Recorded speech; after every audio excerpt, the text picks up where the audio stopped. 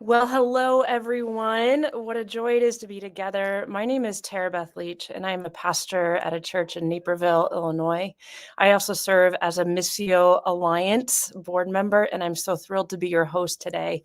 And I'm especially excited to talk with Dr. Curt Thompson on a topic that I know will be so helpful to anyone who is serving in any sort of leadership role, whether you're in the church or out of the church.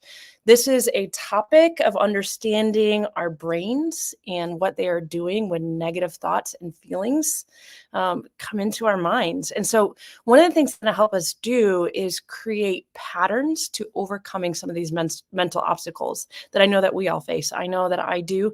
Leadership is not for the faint of heart, and leadership brings obstacles. And sometimes those obstacles are in our own mind. And so he's going to help us create patterns to overcoming some of those mental obstacles that keep us from flourishing as joyful and as healthy leaders. For those of you who don't know Dr. Curt Thompson, he is a board-certified psychiatrist and the founder of Being Known, which is an organization that develops resources for hope and healing at the intersection of neuroscience and Christian spiritual formation. He is also the author of Soul of Shame, The Soul of Desire, and Anatomy of the Soul. Two of these books by InterVarsity Press have now turned into Seminary Now courses.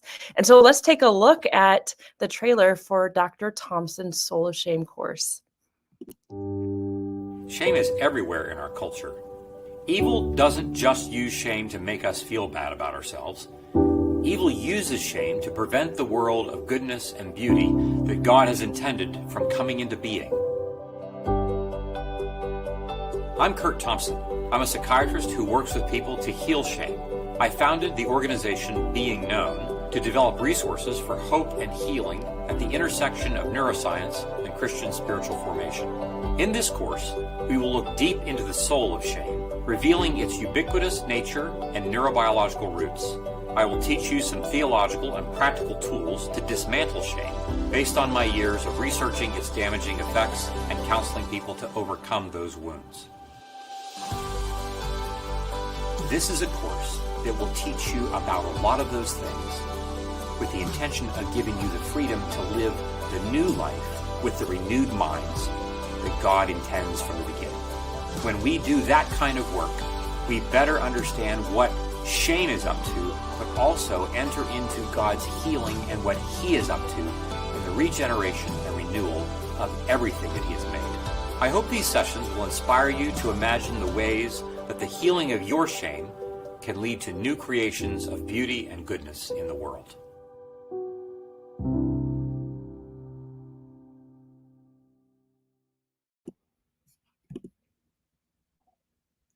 And a special thanks to our sponsors. That truly would not be possible to have this conversation without our sponsors, Missio Alliance, InterVarsity Press, and Seminary Now for bringing us this topic. I'm really thankful for their commitment to providing church leaders thought and engaging resources in abundance, truly. If you haven't connected with any one of our partners today, they just bring so many resources that bring so much blessings to us to help with other church leaders. If you're new, by the way, to Seminary Now is a streaming platform that delivers video courses in Bible and theology and ministry from a diverse group of leading professors and practitioners. I happen to had the privilege of teaching a course on empowering women in ministry that is in their library as well. And you can check out their courses on seminarynow.com. And I can tell you as a pastor, this is a resource that I have used for many people in our congregation and for small groups. And so we hope that you will check it out. And now let's get on to our conversation. Once again, I just want to introduce our guest in a little bit more detail for you. Dr. Curt Thompson is board certified by the American Board of Psychology and Neurology, and his main focus of clinical research interest has been the integration of psychiatry, its associated disciplines, and Christian spiritual formation. He is actively engaged in learning and teaching as he supervises clinical employees and facilitates ongoing education groups for patients and colleagues. He also speaks frequently on the topic music at workshops, conferences, and retreats. And he serves as an elder at his local church, which is Washington Community Fellowship in Washington, D.C. And his duties have included preaching, teaching, and participation in the fellowship's healing prayer ministry. Welcome, Dr. Thompson. We are so thrilled to have you today. For me, it's an honor, and I'm humbled to have the opportunity, and really look forward to having the conversation with you.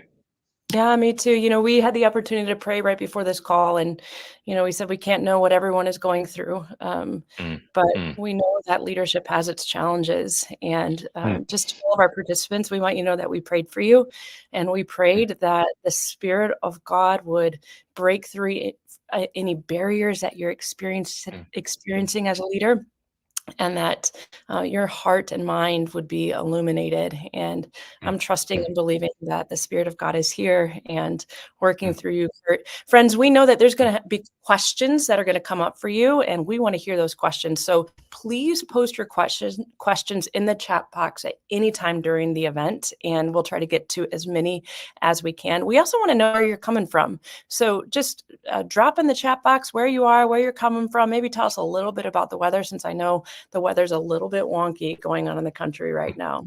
And so with that, Dr. Thompson, let's go ahead and lean in together. Can we just first start, for those maybe who've never been part of this conversation before, or maybe aren't familiar with your work, can you give us just a brief overview of why it's helpful for us to have a very basic understanding of what's happening in our brains when we're overwhelmed, sad, or scared, or anxious, or maybe any other emotion that maybe makes us feel like we aren't functioning as we should? What's happening in our brains? Well, I think a couple things that are helpful for us to pay attention to. One is we aren't the first people to be anxious. The biblical writers, the writer of the Hebrew Bible, knew that people were anxious. We've been anxious for as long as we've been on the planet. So being anxious, being depressed, being terrified, being overwhelmed, those aren't new human features. But one of the reasons why I think that the role of neuroscience has been helpful in recent years is that we do occupy a particular place in history in which we are at the end of about 500 years worth of modernity, which has trained us to be people who tend to think about life in a certain way. And so when it comes to dealing with so many of the things that we want to deal with, we tend to think that we can just think ourselves out of this. This is Descartes, and I think, therefore I am. I think, therefore I should be able to think my way into not being anxious, into being able to lead well, into not being depressed. We'll just think our way out of this. The challenge of this, of course, is that part of how it is that we are so anxious and that we are so perhaps cut off from one another has to do with an overblown sense of how we operate as only rational thinking beings without paying attention to, since so much of what the authors of the Hebrew Bible were paying attention to. One of the things that neuroscience is doing is that it's introducing once again to what the mind actually does.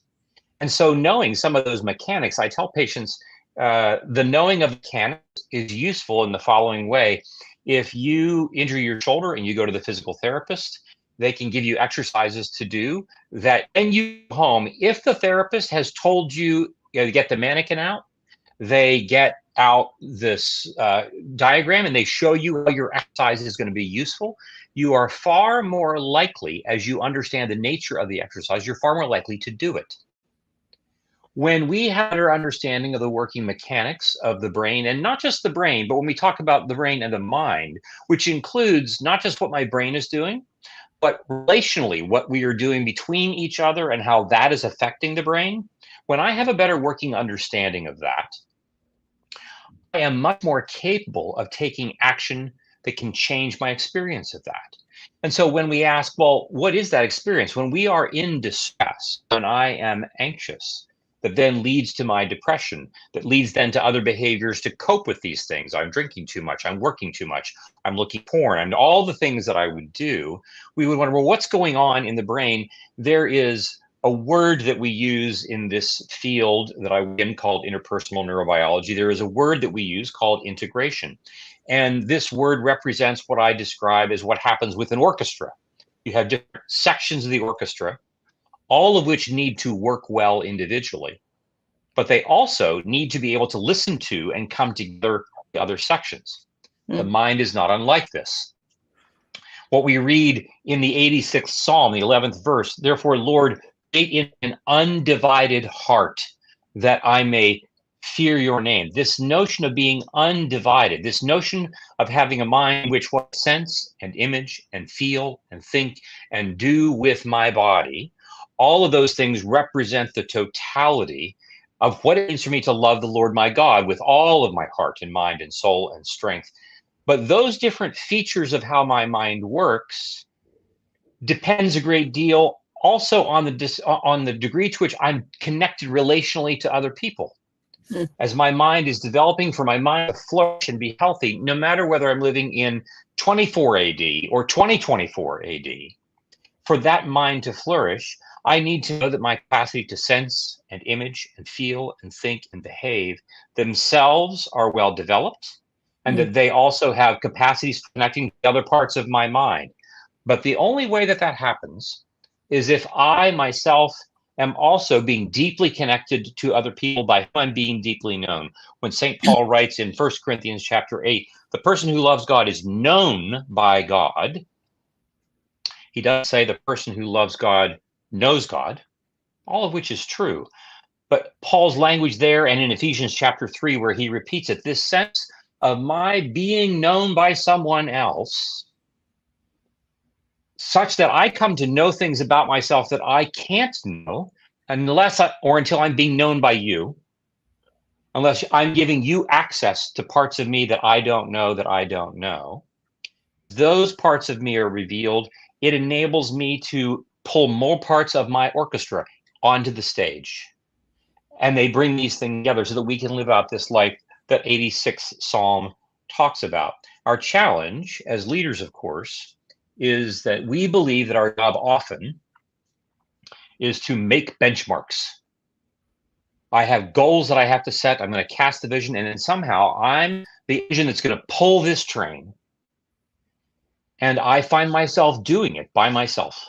And one of the first things that we sense, for those of us who are leaders who are on this call, one of the first things that we sense that gives us a signal that my mind is not integrated, that it's difficult to love the Lord my God with all of who I am, is because I am alone in my job.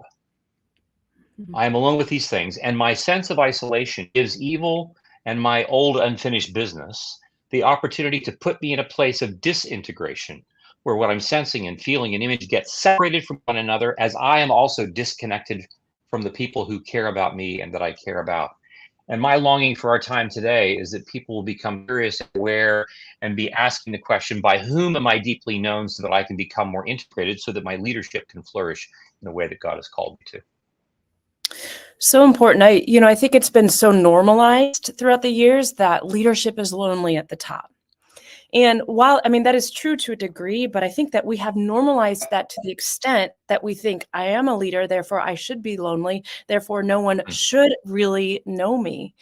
And I know that your work and so many others have highlighted how detrimental that is to those who remain in hiding.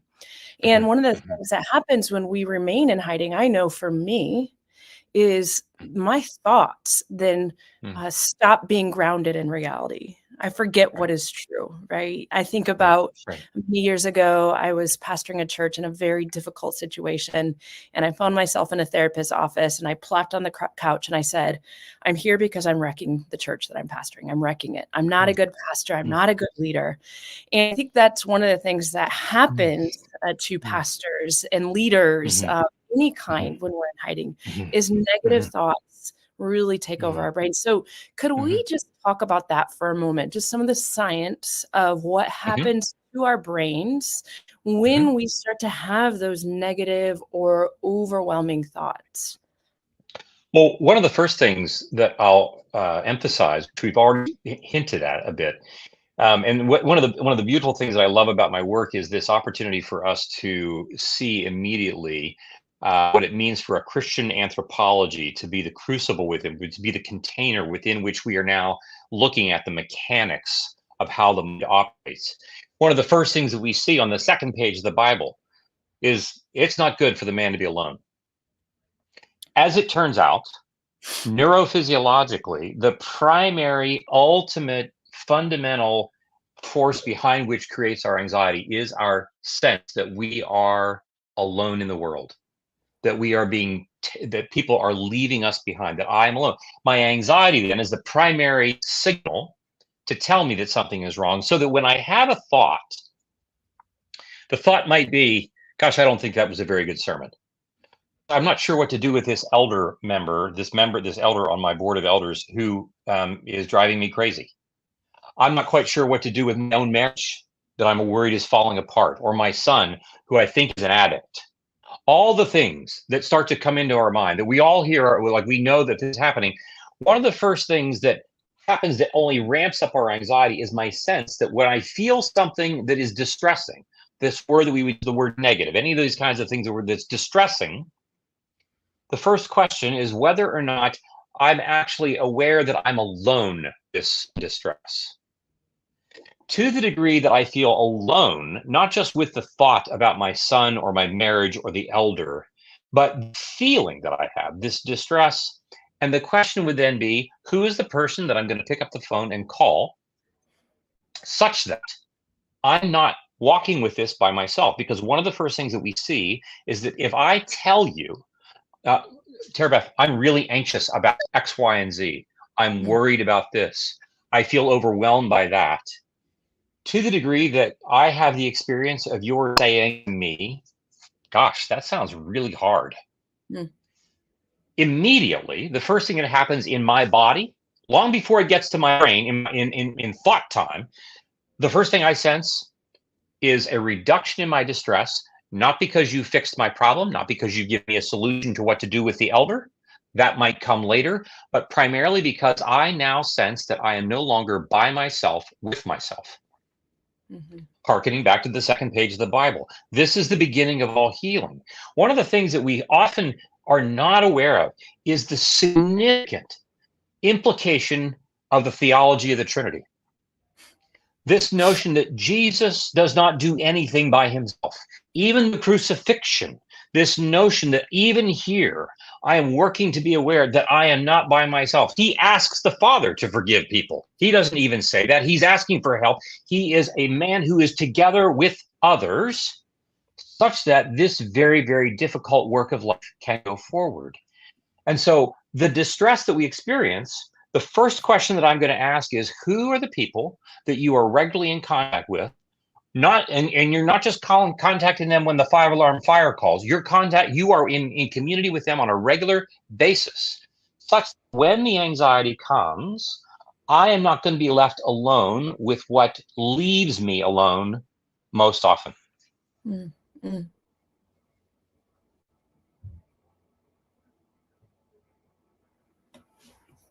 Yeah, thank you for that. And, one of the reasons that especially like Christian leaders, I think, remain in hiding or are alone is because there's such a stigma connected to depression and anxiety still today in the church. And I think some of us even carry that maybe from, a couple decades ago when this was especially true, that if you were depressed or if you were anxious, well, you just didn't have enough faith, or right. You weren't relying on Jesus enough. And right. I'm so thankful that this conversation is becoming more normalized and that more and more we're seeing the stigma erased. But could we talk about mental health with leaders for just a moment? Because I think one of the greatest risks in leadership is the toll that it could take on our mental health, that it's not if we won't have maybe some sort of break, but maybe when. Whether it's just a moment of anxiety. And so could you talk to us just about some of the common things that you see in leadership? Right. Well, I think as I hinted at just a moment ago, I think one of the first, we don't just begin with the question of, when someone walks in the office, we don't begin with what are your symptoms. I'm anxious, I'm depressed, I'm drinking too much, I'm doing this, I'm doing that. Those are not unimportant things, but they are not the first thing that I want to find out about. The first thing that I want to find out about is what is the story that you believe is true about the world that you're living in? What do you think is true about what it means for you to be a leader, for you to be a pastor, for you to be a CEO, for you to be a mother, a father? Remember, every single person in the world is going to have the opportunity to lead something at some point in time. You will have the opportunity to be that person who, in taking initiative, are creating space for others around you with whom you have intimate contact to flourish. That's what a leader does. You create the space for others around you that you are responsible for to flourish. But I can't give what I don't have. I can't enable others to flourish if I myself am not flourishing. And by flourishing, I often think that that means that I have to meet all my goals, that I have to never flinch, that I have to never show weakness. I always have to have my stuff together. I always have to be perfect. I have all the answers for all the questions. It's as if somehow we've forgotten that when we were made naked. We were vulnerable, that we are vulnerable creatures. We don't have to like work to be vulnerable. Like we're the only creatures that put clothes on themselves. It's just the way it is. Some people put clothes on dogs. That's odd, but we are the only people that put clothes on ourselves because we are naked. And so the sooner we get around to naming, I am a vulnerable creature. And as the leader, if you are coming into my office, believe that you live in a world in which you need to have all the answers. Part of my task is to help you consider that that's not actually the world that you occupy. That's not the real world. The real world is one in which you are naked before God and before others. We are vulnerable creatures. And so this gets back to the question of not just what are you worried about, but by whom are you being loved? By whom are you being deeply known? Such that the gifts that you have, the vision casting that you have, the initiative that you have, the gift for preaching that you have, gift for setting limits for your employees that you have, all the giftings that you have are enabled to flourish because you yourself are in a position in which you're not afraid to fail. You know you're going to make mistakes, and you know that you have a net of people whose job it is to be present for you when those painful things happen. They're going to happen. This is what primary parenting is about. Children are not, like we tell, look, the only way that you won't screw up your kids is just don't have them. It's the only way that you won't screw them up, because kids don't need, it's true. Kids don't need parents who are perfect. Kids need parents who are attuned, who can set limits, and who are willing to repair rupture. That's what children need. Because but parents, I can't give to my kids what I don't have. And so I'm also going to need the care of others who help me do this. Moses, we had this example when Jethro comes and finds him and says, dude, you're doing too much. Need help. They'll come along with the idea of the Trinity later on, but for now, like, y'all need help to help you because you cannot do, because you are a vulnerable creature. For many leaders whom I visit with, this is novel information, truly novel information. And what they are also not aware of is that they are not aware of the degree to which their own personal developmental stories, the first 2 decades of their life, is coming into the room with them all the time. As we like to say, you take your family to work, you take your family to church, you take your family to the bedroom, to the boardroom, wherever it is that you're going to go, you take that with you in your mind. And if I am not being loved, being seen, soothed, safe, secure by those around me, I will become anxious because in my vulnerability, when I make mistakes, my anxiety will have me sensing that I'm alone with it. But if I know that even when I make mistakes, I can have a conversation with Tara, who's my board chair, who can say, this is what, let's talk about this. And I can learn to be unafraid of being afraid and being able to have conversations straightforwardly. It enables me to take the risks that I need to take. This is what's important. I, as a leader, can better help to equip the people that I'm leading when I know that I have space where I can go, where all my mistakes can be dumped out of the junk drawer onto the floor where we can clean them up. Mm. This is crucially, I mean, this is important to know. There's no system in the world that does not have a way to evacuate its waste. Think of it. Every living creature takes, I mean, not to sound crass, but I mean, we get it, right? Every system does. Every parent needs to have a way to talk to your spouse about your children so that you don't kill them. This is what we're in the, like this, we have to have a way to discharge things. I have to have a space where I can say, I don't know what I'm doing. I have to have a space where I say, I'm worried that I am not going to do, I'm not going to get this job done. Where someone can invite me to say, tell me more about that, so that your anxiety does not perpetuate, so that you do not become depressed, so that you're not drinking too many bourbons at night, all the things that we end up doing. In post-COVID time, where COVID did not just cause things, it pulled the curtain back and revealed things that had been bubbling around for us for years. We learned how devastatingly disintegrating isolation can be. But we had been practicing that for many, many years before this. And now the question, now that it's been revealed, the question that I'll have for leaders is, who are the people whose job it is to take care of you? One of the first questions that I will ask pastors is that, whose job is it to take care of you? And of course, they often look at me like I have two heads. Like the question really does not compute. I don't know anybody who has a harder job in the world than pastors. There may be people who have jobs that are as difficult as this, no question. Nobody has a harder job because theirs is the job where everyone expects them to assume that they will be where the buck stops. And this is just not how the brain can function well. Absolutely. Absolutely. We have a really, really good question, Curt, from David. David wants to know, so when we're in teams and how can leadership help people on their team, and assuming this leadership is not professional therapists, how can leadership help people on their team be safe people so that when others come forward to be known, how can we equip our teams to be safe people? Well, I think there are probably a set of tactics that we can roll out if we had a couple of days to do that. I think the first question is when leaders want to equip their team members to be places that create comfort and confidence for others, that leader, it's important. The first step is going to be where is the space where that is being created for you, the leader?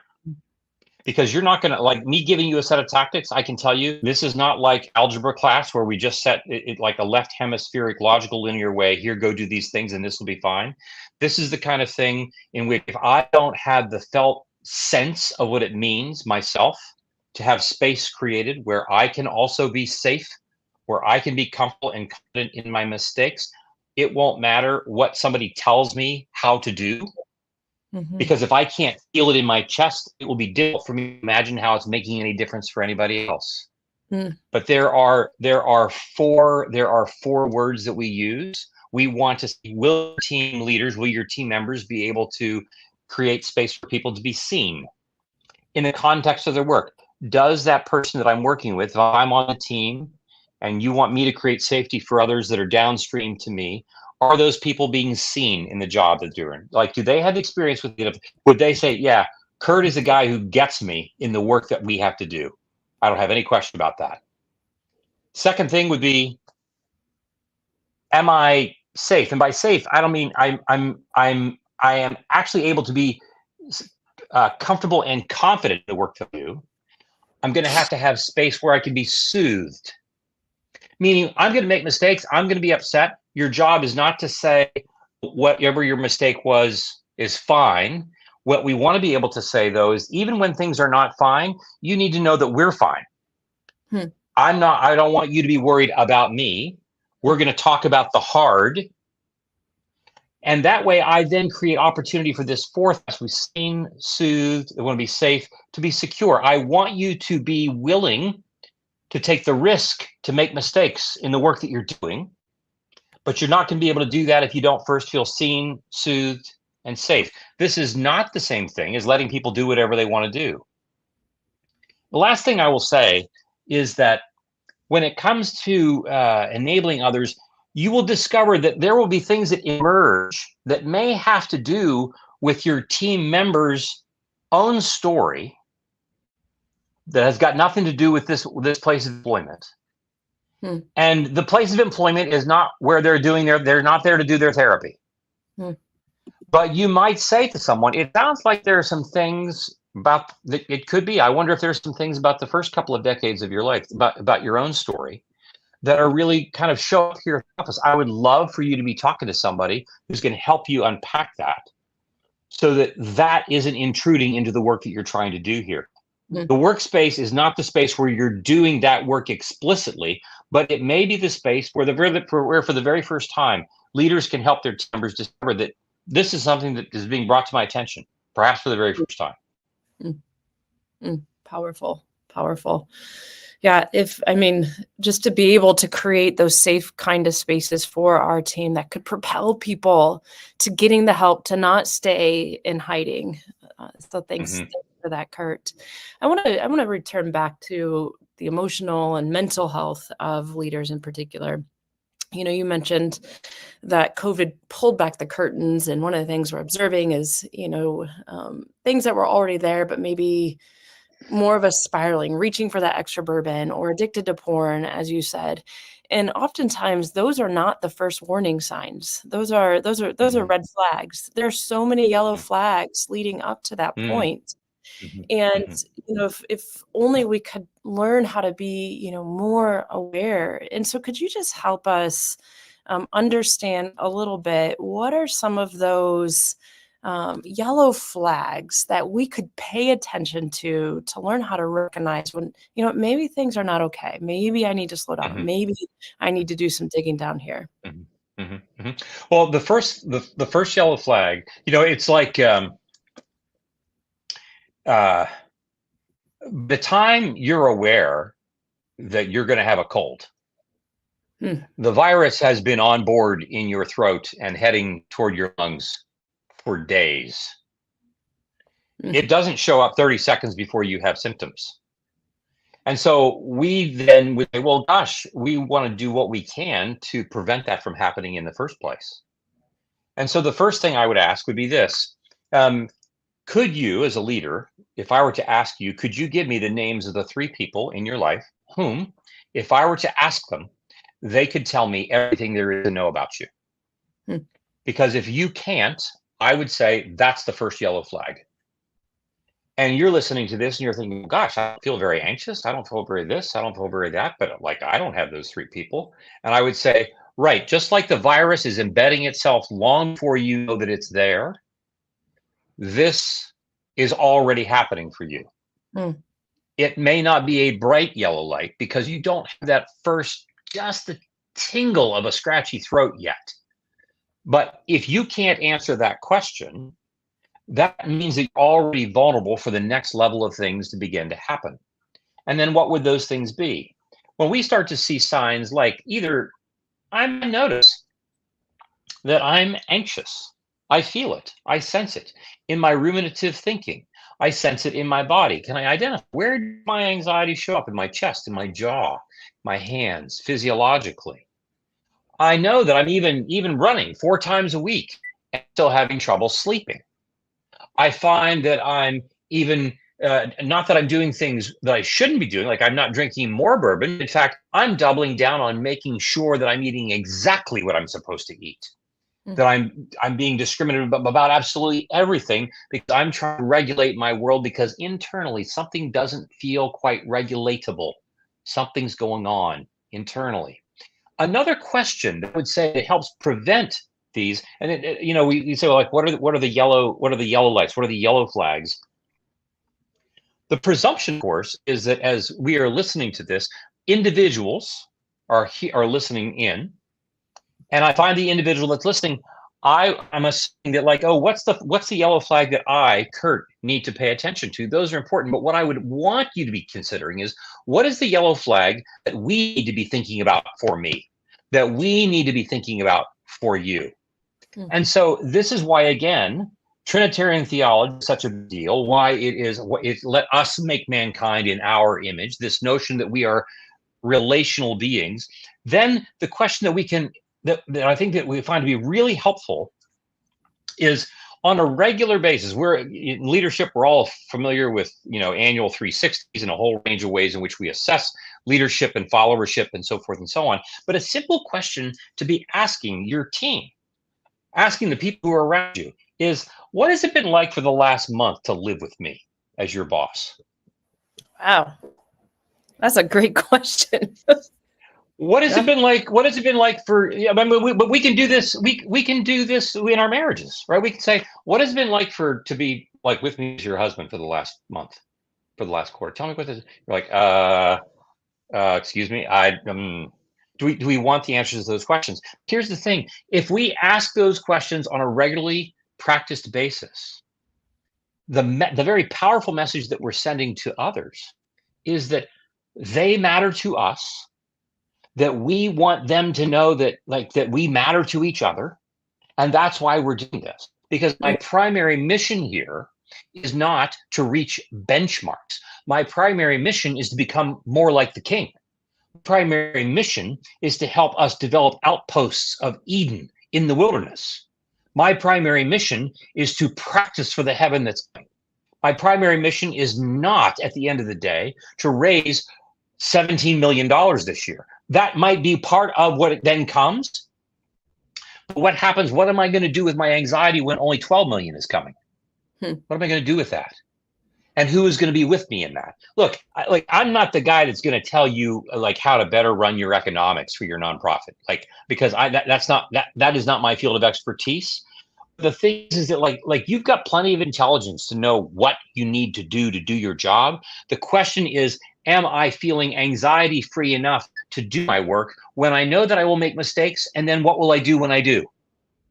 What will I do when shame wants to come calling? Who is going to be in my soul who can remind me that what we're doing primarily is being formed into the image of the King? And part of how we're doing that is we are helping people have clean water in Africa. We are helping people. I'm pastoring this church in Missouri. I'm doing all these different things. I'm trying to run a small Christian school in California. I'm trying to do all these different things that we're doing. How can my mind flourish in such a way that I, as a leader, enable the minds of those around me to flourish such that they can live into their giftings? I'm not worrying about whether or not we're making benchmarks. Evil wants us to worry about making benchmarks. What I want to be paying attention to is, who am I becoming? Who are we becoming in the process of this? This takes a lot of work, because we live in a world that is bent on reminding you day in and day out and day in and day out that making benchmarks, having what you want, doing it the right way, doing it the best way for its own sake, which is not unlike taking from the tree of the knowledge of the fruit of good, the fruit of the tree of the knowledge of good and evil. This sense that I have to be able to take these things rather than to receive, and to do that work functionally and well. But I'm going to do that together such that these yellow flags that we've just been talking about become things that I see far sooner when they start to show up, because I'm not the only one who's looking for them in my life.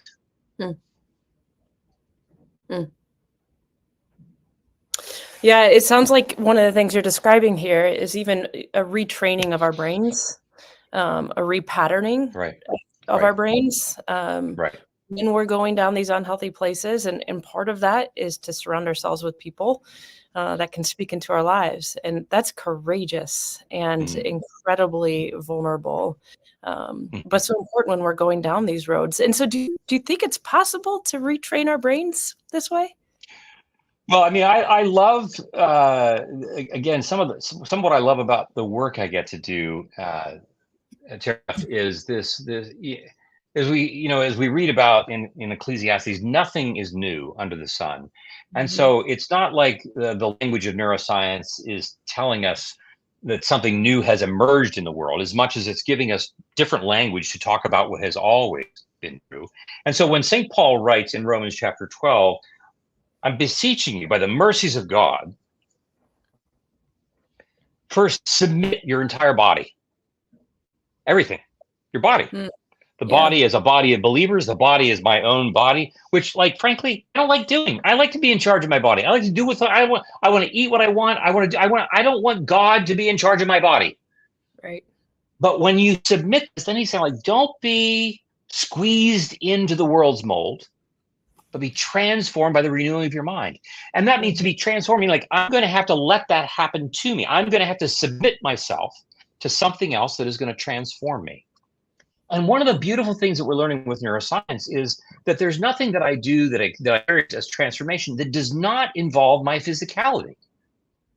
And so my new neural networks that are being created when I work to practice the Beatitudes, when I work to focus on and attune to the fruit of the Spirit. So for instance, if I'm going to pay attention to the fruit of joy, love, joy, peace, patience, kindness, goodness, all the rest. If I were to take a week and focus my attention on how can I be an agent of peacemaking this week? That's what I'm going to do. I'm going to be an agent of peacemaking this week. I'm going to be an agent of long suffering this week. That's what I'm going to be. I'm turning my attention, focusing my attention on a particular way of being. And as I do that, I'm literally activating neural networks that are brand new, and then I'm strengthening them over and over and over and over again. And what we are doing, our mind is literally being transformed in its very physicality. And so when St. Paul, though he wasn't a neuroscientist, he might not have known much about how there were neurons or anything like that. But I don't think any of this would surprise him. I think I would imagine him to say, well, of course, this is what I'm talking about. Because this is what the Holy Spirit is doing. He's not just creating a new ethic, a new abstract idea about how to be nice to people. He's talking about how we in our very bodies, both in my own brain and between us, our remembered experiences between us are being transformed. And the physics of how we relate to each other and within our own minds is, of course, being transformed in the same way. The beautiful thing about this is that we know, we often wonder and worry, am I really becoming the person Jesus wants me to be? What we're learning, from neuroimaging and other things, we can see that, like, yes, we have transformed brains that are telling us these changes are durable, but not because I by myself am doing them, but because we, the body of Jesus, in the power and presence of the Holy Spirit, are making durable changes in Curt, in Tara Beth, in John, in Ralph, in Lauren. All of these are happening in the context of this body, because nothing that I do by myself is not going to affect the person who's next to me in some way, shape, or form, and vice versa. And the work of attuning to this and the neuroplastic changes that we know that neuroscience is teaching us to make is all part of the beautiful work of God that the scriptures have been telling us about now for nearly 4,000 years. Curt, I am just, as you were talking, I just kept praying, Lord, I pray for those who are despairing that they're always going to be stuck in this place of maybe they're just crippled with anxiety or depression. I'm praying right now that they are filled with hope and that their minds are loosed as it is in heaven, that their hearts are loosed as it is in heaven. So I took that as a word of hope and encouragement that healing is possible and that we can be transformed by the renewing of our mind. And so amen to that. And amen. That word of hope. Curt, can we talk for a moment about discipleship? We have a lot of leaders on this webinar who are wondering, okay, so I want to pastor or shepherd people into, helping them understand some of these practices. And so we have a question from Joel. He said, how can these mental health practices, practicing vulnerability, how can they be integrated with discipleship? So let me just say, thanks, Joel, for the question. Let me just say that practicing these things is discipleship. There you go. It's not like we have discipleship over here in this silo, like we have the scriptures, and now somehow we're going to shoehorn in new material world, the material world issues into this. We would say, for instance, that if we were to do a mindfulness practice, if we were to say, look, Every time, for example, every time we have an elder board meeting, every time we have a staff meeting, once a week, we're gonna have a staff meeting. And the first thing we're gonna do is that we're gonna take 5 minutes and we're gonna do a silent prayer and meditation, which we're gonna center. There are a number of different exercises that one can do in which you center on the presence of Jesus being in the room. What do you hear him saying? Are you able to hear Jesus say, are you able to hear the Father say, you're my daughter, you're my son, whom I love, and in whom I'm well pleased? What is it like? What would it be like if after over 6 weeks, every time we have a staff meeting, we know that the first thing we're going to do, we're going to come in and we're going to center. And we are going to explicitly pay attention to the fact that the Holy Spirit is in the room and is delighted with us. Now, you do that one time, that's one thing. You do that every single week for 6 weeks, and I can tell you that already you'll be imagining and evoking changes in people's brains. And we're not, and in so doing, because it now becomes a matter of like, it's not just something that I'm doing in the meeting itself. It becomes a practice that I start to look forward to doing. The day before, morning of, it's already having an influence on other parts of my day, because I am conducting a practice that essentially is the first 5 verses of Psalm 62. For God alone, my soul waits in silence. And I wait for God alone in silence in order for me to rid the distractions of everything else that evil wants to use to remind me that I'm not God's son, I'm not God's daughter, I'm not loved. He's a tyrant. And instead, this becomes a spiritual practice that forms me just by going to a staff meeting. Wow. That's one simple example of ways in which we can creatively develop a whole quiverful of practices. Another one being the practice of gratitude. What if you once a month decide we're going to take our staff meeting, whether we're in a church or we're in a law practice or whatever we're doing, and we're going to go around the room and we need to look at each person and we're going to say, Tara Beth, today I want to tell you this is what I'm really grateful for about you. And we're going to give you, I'm going to tell you something measurable, something sustainable, something that is positive, that's really happened between you and me in the last month, something that I witnessed. And I'm going to say, I'm really grateful for this. And we're not just going to have you sit and say thank you and then move to Bill next to me or Sarah who's going to, we're going to have you sit with that for the next 60 seconds. And we're all going to watch you take it in. And you're going to be as uncomfortable as all get out because we don't know how to receive gratitude. But if you do this, give you 6 weeks, and I will tell you, you do this enough time, people will not, they can't wait to get to those moments where it's my turn for people to say what they're grateful for. People are not practicing expressing gratitude, people are practicing receiving gratitude, which we best be about, because by the time we get to heaven, by the time heaven gets here, and Jesus says, I am so grateful you're here. I am so glad you're here. Will we be able to take it?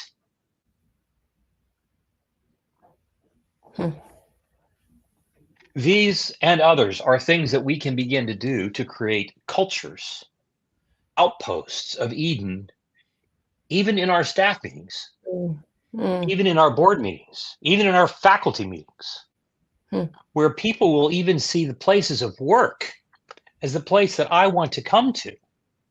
Yeah. Because it is there I am practicing learning what it means for me to be receptive to love. You know, we like to say that, you know, you look around and we humans, we're not very good at loving one another. The evidence, you know, is pretty patently obvious. But as we say, because we can't give what we don't have, we're even less capable of being receptive. Is our biggest hurdle, allowing myself to be loved, because, you know, love shows up because I think I want it until it does and asks me for things. It asks me for those parts of me that I hate the most. And it asks me to reveal the parts of me that I'm most vulnerable about. Terrified when you see these things, you're going to go. And so these kinds of practices become the act of discipleship because we are primarily giving people the opportunity to practice allowing themselves to be loved, even in what it feels like an administrative board meeting. Mm. Hmm. Yeah, one of the things that we pray in our staff at the church that I pastor is, Lord, may your kingdom come in us as it is in heaven. And I'm so excited to integrate this practice of gratitude in our staff gatherings. What a beautiful picture of the kingdom that we are praying would be made visible in us as it is in heaven. Curt, I think there is so much more that we could unpack, all the more reason to point everyone to our Seminary Now courses, especially Curt's Seminary Now course. And then, of course, your work and your books, which have been a tremendous blessing to me. I quote you all the time in sermons and messages and to people. And so I'm praying that the Spirit of God just loose some things in people today, and that people are filled with hopefulness as they enter into 2024. What a great conversation for us to have as we enter into 2024, as people are thinking about their rule of life or practices that they want to integrate. And so, Curt, thank you so much for this very rich conversation. And of course, be remiss not to thank our sponsors, which would not even, this conversation wouldn't be possible if it weren't for them and their generosity. Missio Alliance, InterVarsity Press, and Seminary Now. Thank you for this webinar. Thank you, Dr. Curt Thompson, for sharing your wisdom to us. And then, of course, for all of you that participated and asked your questions, so sorry that we weren't able to get to your questions. And so thanks again, Curt. What a blessing. Beth, it's great. Thank you. Following Jesus is hard to do. And, we tell people the brain can do a lot of hard things for a long time, as long as it doesn't have to do it by itself. Yeah. And I'm grateful to be in the room with you today, with another pilgrim who knows what it means to run hard after the King. And so it's been an encouragement for me. It's been very humbling. So thanks for having me on. Yeah. Blessings. Wonderful. And invite everyone once again to check out Dr. Thompson's courses at seminarynow.com. And we are praying for you, leaders, that you be able to become healthy leaders for yourselves, your families, your churches, and your communities. And so may God bless you richly and abundantly with the fruit and the joys of the kingdom. Thank you so much for joining us.